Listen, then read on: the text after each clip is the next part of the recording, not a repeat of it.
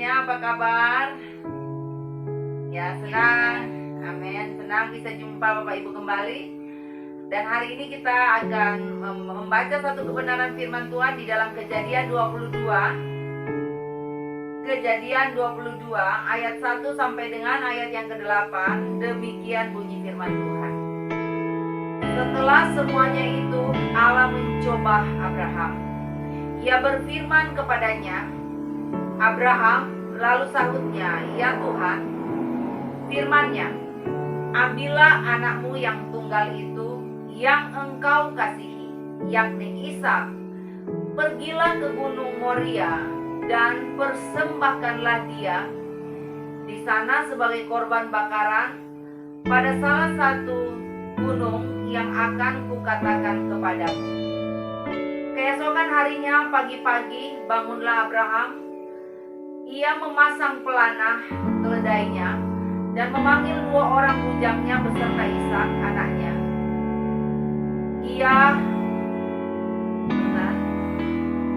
Saudara-saudara, saya perbesar lagi karena ini terlalu kecil. Coba ayat yang ketiga.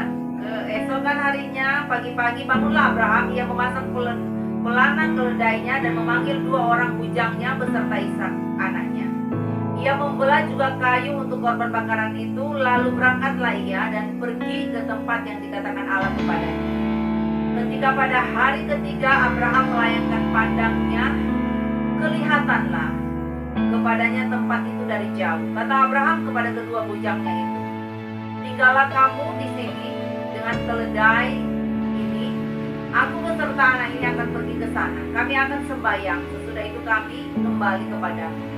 Lalu Abraham mengambil kayu untuk korban bakaran itu dan memikulkannya ke atas bahu Ishak anaknya. Sedang di tangannya dibawanya api dan pisau. Demikianlah keduanya berjalan bersama-sama. Lalu berkatalah Ishak kepada Abraham ayahnya, Bapa, sahut Abraham, iya anakku. Bertanyalah ia, di sini sudah ada api dan kayu, tetapi di manakah anak domba untuk korban bakaran itu? Sahut Abraham, Allah yang menyediakan anak domba untuk korban bakaran baginya, anakku. Demikian keduanya berjalan bersama-sama. Sampailah mereka ke tempat yang dikatakan Allah kepadanya. Lalu Abraham mendirikan mezbah di situ. Disusunnyalah kayu, diikatnya Ishak anaknya itu, dan diletakkannya di mezbah itu di atas kayu api. Sesudah itu Abraham mengulurkan tangannya lalu mengambil pisau untuk menyembelih anaknya. Tetapi berserulah malaikat Tuhan dari langit kepadanya, Abraham, Abraham. Sahutnya, ya Tuhan. Lalu ia berfirman, jangan bunuh anak itu dan jangan kau apa-apakan dia. Sebab telah kuketahui sekarang bahwa engkau takut akan Allah dan engkau tidak segan-segan untuk menyerahkan anakmu yang tunggal kepadaku. Lalu Abraham menoleh dan melihat seekor domba jantan di belakangnya, yang tanduknya tersangkut dalam belukan. Abraham mengambil domba itu lalu mengorbankannya sebagai korban bakaran pengganti anaknya. Dan Abraham menamai tempat itu Tuhan menyediakan. Sebab itu sampai sekarang dikatakan orang di atas gunung Tuhan akan disediakan. Untuk kedua kalinya berserulah malaikat itu dari langit kepada Abraham, katanya, aku bersumpah demi diriku sendiri. Demikianlah firman Tuhan, karena engkau telah berbuat demikian dan engkau tidak segan-segan untuk menyerahkan anakmu yang tunggal kepadaku, maka aku akan memberkati engkau berlimpah-limpah dan membuat keturunanmu sangat banyak seperti bintang di langit dan seperti pasir di tepi laut, dan keturunanmu itu akan menduduki kota-kota musuhnya. Saudara yang dikasihi oleh Tuhan, ini peristiwa yang sangat luar biasa di mana Abraham diuji Tuhan dalam ketaatannya. Dan saya percaya tidak ada satupun orang tua di muka bumi ini yang rela mengorbankan anaknya. Apalagi anaknya ini, ya seperti Ishak, diberikan oleh Tuhan pada masa tua, ya dengan umur yang sudah tua, dengan umur yang sangat mustahil. Tahu-tahu saudara, setelah Ishak bertumbuh besar, Tuhan bilang, sembelilah anakmu untuk aku. Bagaimana perasaan kita ya ketika Tuhan meminta sesuatu yang berharga di dalam diri kita, sementara itu Tuhan yang kasih. Lah rasanya kok ini Tuhan permainkan perasaan kita, ya. Rasanya kok Tuhan itu main-main yang memberikan sesuatu tapi Tuhan meminta lagi. Lah tahu gitu nggak usah lah, daripada diberikan tetapi untuk dibunuh, ya. Tetapi kita melihat bagaimana Abraham ternyata dia tidak pernah berfokus kepada berkatnya, tetapi Abraham teruji di mana dia Tuhan dapati bukan berfokus pada berkatnya, tetapi berfokus kepada sumber berkat. Walaupun berkat anak yang dipercayakan Tuhan kepada Abraham ini sangat berharga, itu adalah belahan hati. Tapi kita melihat ternyata Abraham jauh lebih cinta Tuhan, ya. Walaupun dia sangat mencintai anaknya, tetapi dia lebih mencintai siapa yang menciptakan anaknya. Dan kita melihat serentetan perjalanan Abraham sampai ke Gunung Moria. Ini tidaklah mudah, saudara, karena semakin panjang perjalanannya semakin menyakitkan. Kenapa? Anaknya pasti kan akan tanya-tanya, "Papa, kita mau kemana?" Ya, "Papa, kita ke gunung mau ngapain?" Karena dia nggak ngerti, saudara. Terus dia lihat papanya sudah bawa api, sudah bawa kayu, terus dia juga memikul kayu gitu ya. Sampai dia mungkin penasaran, ini ada apa dengan papa saya? Papa saya ini mau lakukan apa kok sampai seperti ini jadinya? Ya, tetapi saya melihat bahwa walaupun perasaan seorang papa ini benar-benar dipuji oleh Tuhan, seorang papa pada saat itu benar-benar lagi Tuhan mainkan perasaannya. Tetapi inilah kalau kita lagi di proses Tuhan, ya, ingat kata menempah kalau di dalam Alkitab itu ya, di dalam pengertian bahasa Ibrani dikatakan menempa itu berarti suatu proses kehidupan yang Tuhan percayakan. Yang saya lihat bahwa menempa itu artinya memang proses kehidupan yang sangat menyakitkan, ya. Itu pertama. Yang kedua, sangat menguras air mata. Yang ketiga, bikin sesak napas. Yang keempat, gelisah. Kita kalau Tuhan bawa di tempat dimurnikan, memang saudara tidak menyenangkan, yang ada menyakitkan.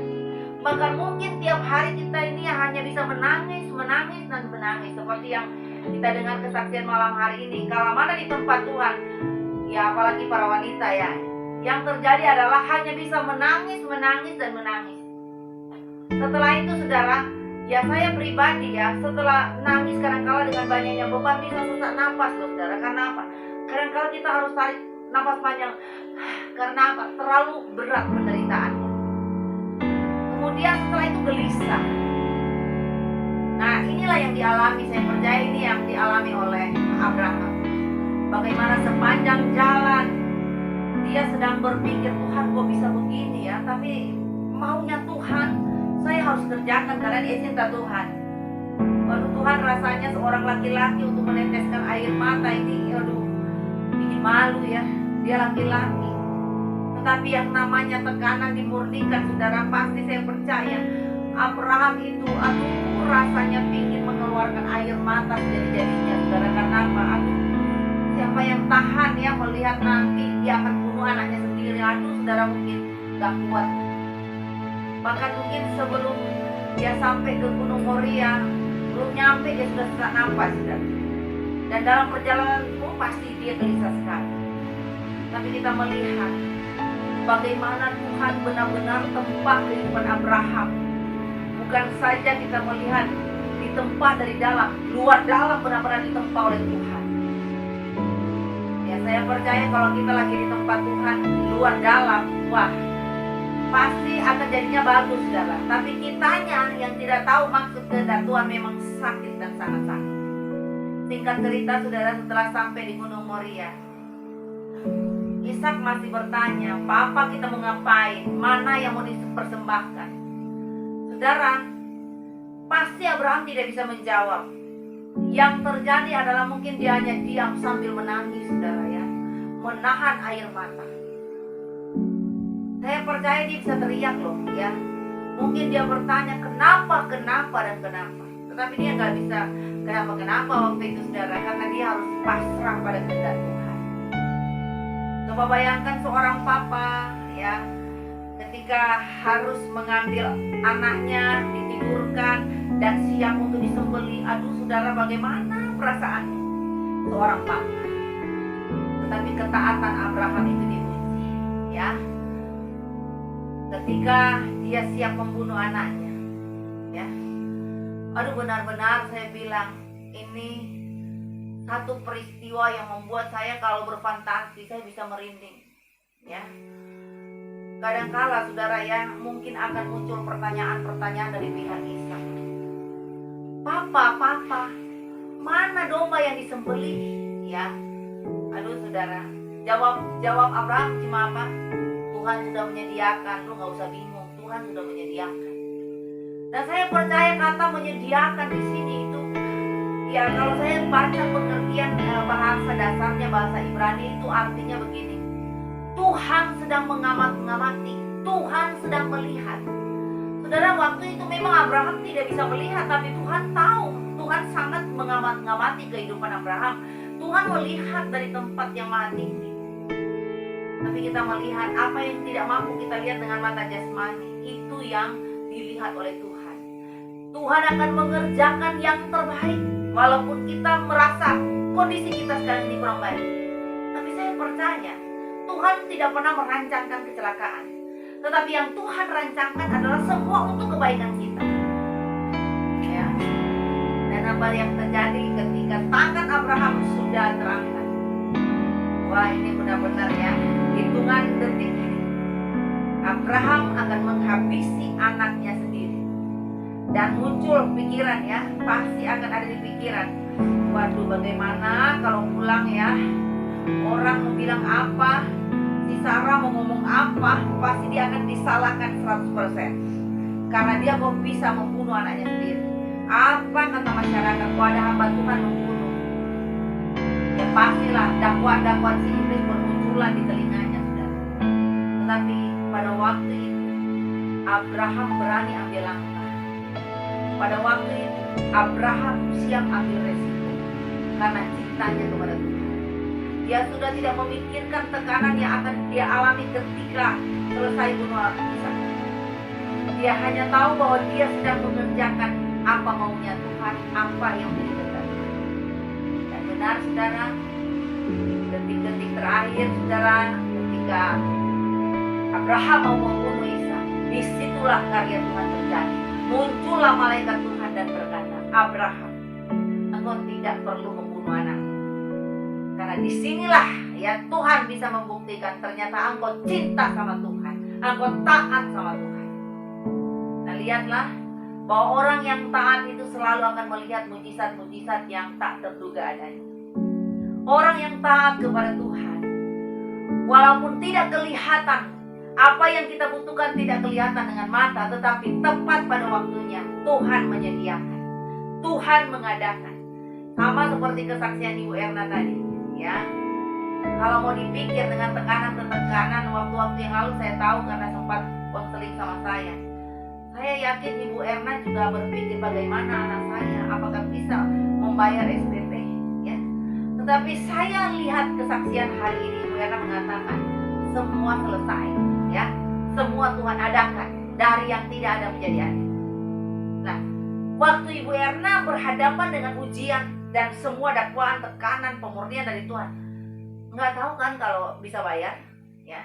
Yang terjadi adalah, waduh Tuhan, bisa nggak ya? Tapi hari ini bisa bersaksi, semua bisa selesai, itu anugerah Tuhan. Karena jauh-jauh sebelumnya ketika Ibu Erna mengalami masalah, Tuhan sudah mempertimbangkan semuanya. Jadi indah pada waktunya Tuhan menyediakan. Walaupun saya tahu Pak Aryono, Ibu Erna, yang pasti ada yang namanya kegelisahan, kegalauan, bahkan mungkin pikiran kacau, hati kacau itu ada. Tapi bersama dengan Yesus, kita bisa melihat perkara-perkara yang dahsyat bersama dengan Tuhan. Ternyata Tuhan tidak pernah ada kata terlambat. Tuhan tidak pernah tertipu dengan semua keadaan sekarang ini, walaupun corona merajalela.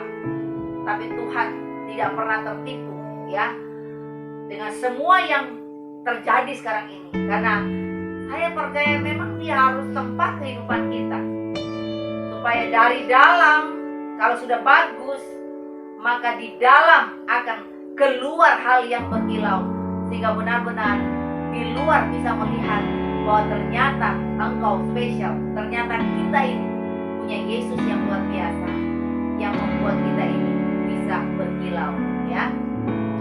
Makanya hari ini saudara, jangan pernah takut dengan setiap ujian kehidupan. Yakin dan percaya walaupun mungkin engkau harus menangis dalam mengerjakan apa maunya Tuhan. Walaupun engkau harus menangis di dalam mengerjakan ketaatanmu kepada Tuhan. Tapi saya yakin, ya, tangismu diperhatikan oleh Tuhan. Saya yakin air matamu diperhitungkan oleh Tuhan. Tidak ada kata terlambat untuk Tuhan menolong kita. Tuhan pasti akan menyatakan kemuliaannya pada saat kita tidak berdaya. Coba perhatikan Abraham. Saat masa-masa genting dia hadapi masalah, disitulah kuasa Tuhan dinyatakan. Apa yang tak diduga oleh Abraham, Tuhan menyediakan. Ada domba yang lagi tergantung di semak. Ada binatang yang Tuhan sudah sediakan untuk pengganti Ishak. Wah, ini luar biasa, saudara. Jadi saya pastikan hari ini engkau akan mengalami pengalaman dengan Tuhan, sehingga engkau benar-benar disempurnakan. Sehingga ketika ada badai kehidupan pun datang, engkau akan selalu berkata, segala perkara dapat kutanggung bersama dengan Tuhan. Saya yakin saudara, kita ini sudah hampir 2 tahun melewati krisis corona, ya. Tetapi ternyata sampai hari ini kita kuat-kuat aja tuh masih bisa makan, ya. Bahkan Pak Haryono saya percaya, ya, hari-hari ini masih bisa tersenyum itu karena Tuhan, ya. Walaupun goncangan, waduh, bertubi-tubi, rasanya angin badai, ya, angin sakal datang. Tapi benar-benar saya melihat Tuhan itu dahsyat. Tuhan selalu hadir di keluarga Pak Haryono dan Ibu Erna. Walaupun Ibu Erna kelihatan mukanya lalu ketawa-ketawa, tapi hatinya hancur. Haleluya. Tapi Ibu Erna bisa melewati semuanya bersama dengan Yesus. Ya ini kadang-kala, ya, Tuhan uji kita bagaimana melepaskan hak juga nggak mudah, saudara. Ya, Tuhan benar-benar proses bagaimana saya juga harus berani melepaskan hak. Saya pernah loh, ya, belum lama juga. Bagaimana saya berkecimpung di dunia pendidikan. Saya sudah berkorban banyak, mengeluarkan uang banyak. Tapi saudara, ada saat-saat di mana saya harus memberikan kesempatan dan peluang kepada orang lain yang pada hakikatnya mungkin saya yang rugi, dia yang untung. Tetapi saudara, di situ saya diajar Tuhan bagaimana saya harus melepaskan hak. Orang lain diuntungkan dan rasanya saya jadi korban. Tapi disitulah saya melihat pembelaan Tuhan luar biasa sampai hari ini, ya. Sehingga itu yang memampukan saya untuk berdamai dengan keadaan. Itu yang membuat saya bisa melepaskan pengampunan dan akhirnya saya enjoy dalam kehidupan. Makanya jangan pernah terfokus dengan apa yang saat ini kita banggakan. Karena apa? Kadang-kala sesuatu yang kita banggakan itu bisa menjadi ujian bagi kita. Ada kalanya yang kita banggakan itu dipangkas sama Tuhan. Nah sekarang waktu dipangkas, hati kita seperti apa? Apakah terfokus dengan yang sudah hilang? Terfokus dengan semua yang sudah dipangkas Tuhan? Ya, saya mau katakan, kalau kita berfokus kepada Tuhan, walaupun ada hal yang diambil dalam kehidupan kita, bahkan kita harus melepaskan hak. Percayalah, ya, ada nilai plus yang Tuhan akan kerjakan, di mana apapun yang menjadi doa dan seruan hati kita indah pada waktunya, Tuhan akan kerjakan, sehingga benar-benar kita akan kelihatan berkilau karena dari dalam sudah ditempa oleh Tuhan. Kita bisa melihat bahwa kehidupan kita jadi berkat. Orang bisa melihat Yesus di dalam kehidupan kita. Oleh karena apa? Kita sudah berproses dengan Tuhan. Untuk mendapatkan kualitas yang terbaik, kita harus lebih membayar lebih mahal, sudah. Sama seperti kalau kita mau beli satu barang, Yang bermerek, saudara, pasti mahal. Ya, saya ingin tanya, merek kita tuh apa? Branded atau enggak? Saya percaya kita semua branded limited edition. Karena kenapa? Karena kita anak raja, ya. Karena kita adalah anak Tuhan, berarti kita limited edition. Jadi saudara, kalau kita lebih limited edition, berarti saudara, kita ini punya harga yang mahal. Jadi kalau kita ini harganya cukup mahal, berarti segala sesuatu ya kita harus bayar lebih mahal. Kita beli barang mahal, berarti kita harus mengeluarkan uang yang lebih besar lagi. Kita harus bayar lebih mahal untuk sesuatu yang berharga. Dan saya yakin bahwa kita semua ini adalah pribadi-pribadi yang berkualitas, pribadi-pribadi yang benar-benar sudah ditempah, dimurnikan oleh Tuhan, sehingga harga kita ini ya benar-benar spesial. Karena apa? Kita sudah melewati proses kehidupan yang berat, sehingga kita benar-benar diorbitkan Tuhan. Kita benar-benar diangkat Tuhan di dalam kemuliaan. Harta benda yang kita miliki bisa habis, tetapi saya melihat bahwa Tuhan akan memberikan kita kedamaian, sukacita, akan memberikan kita pengertian yang dalam bahwa harta boleh habis, tetapi Yesus tetap di hati, Dia yang jauh lebih berharga di atas segala-galanya. Ayo pernah habis-habisan. Dalam sekejap, ingat, dalam sekejap, habis-habisan. Dan Dia mampu berkata bahwa tidak ada rencana Tuhan yang gagal dalam hidup. Tuhan mampu melakukan segala sesuatu. Sehingga karena cara pandangnya, pola pikirnya telah diubahkan, dia tidak pernah tertuju kepada harta benda. Akhirnya ternyata untuk Tuhan menggantikan semua yang hilang itu terlalu mudah. Makanya harus ya kita kejar kehidupan yang berkualitas, sehingga benar-benar kita melihat bahwa kita menjadi orang yang spesial, yang berharga, yang bernilai. Orang yang bernilai itu ceritanya seperti ini, dihargai atau tidak dia tetap bernilai. Orang yang bernilai itu ceritanya seperti ini, dia tidak pernah terganggu dengan apapun kejahatan yang dibuat oleh manusia kepadanya. Dia tidak ada satupun di pikirannya untuk membalas kejahatan dengan kejahatan, karena dia tahu persis pembalasan itu adalah haknya Tuhan. Ingat, pembalasan itu adalah haknya Tuhan, bukan haknya kita manusia.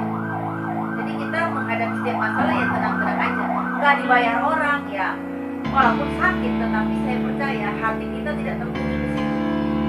Bisa jadi orang tiap hari dihakimi, digosipkan, dikhianati. Ya kayaknya kalau kita punya hati Kristus, kita anggap itu sudah biasa-biasa saja. Karena Yesus lebih besar dari semua. Untuk itu saudara, mari tetap setia dalam perkara-perkara yang kecil, dan Tuhan akan percayakan kita lebih lagi dalam perkara-perkara yang besar. Dan yakin apa yang Anda butuhkan hari ini Tuhan sudah menyediakan.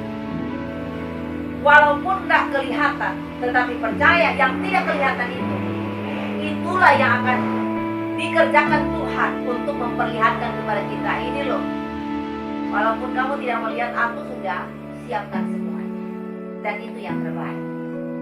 Dan saya rasa kita semua di sini, Tuhan sudah menyediakan yang terbaik. Saya lihat dalam masa corona berkepanjangan seperti sekarang ini, ya saya dan keluarga tidak pernah kekurangan makanan. Ya, walaupun sempat tertutup semuanya, tapi sampai hari ini kami tetap makan, minum, pakai. Itu semua karena anugerah Tuhan. Walaupun selama pandemi ini banyak musibah, tetapi ada musibah, ada mujizat. Amin. Tuhan memberkati kita. Sekian firman Tuhan. Mari berikan yang terbaik buat Tuhan. Dan mari kiranya engkau selalu memberikan ketaatan kepada Tuhan. Karena ketaatanmu akan melahirkan mujizat-mujizat yang luar biasa. Puji Tuhan, Tuhan memberkati kita. Setengah jam sudah lewat. Ya, saya sudah khotbah setengah jam, cukup ya. Dan saya percaya kemuliaan hanya bagi nama Tuhan. Semua kita yang mengikuti streaming hari ini diberkati dahsyat luar biasa, berlimpah-limpah sukacita, berlimpah-limpah berkatnya, sehat kuat menyertai kita. Senang bisa lihat di Zoom malam hari ini banyak yang sudah disembuhkan Tuhan. Ya, aminkan bahwa terus kita akan sembuh, terus kita akan sehat selalu. Bagi Tuhan segala kemuliaan. Haleluya, amin. Tuhan memberkati. Saya serahkan kepada host kita malam hari ini, Pak Manasya, silakan.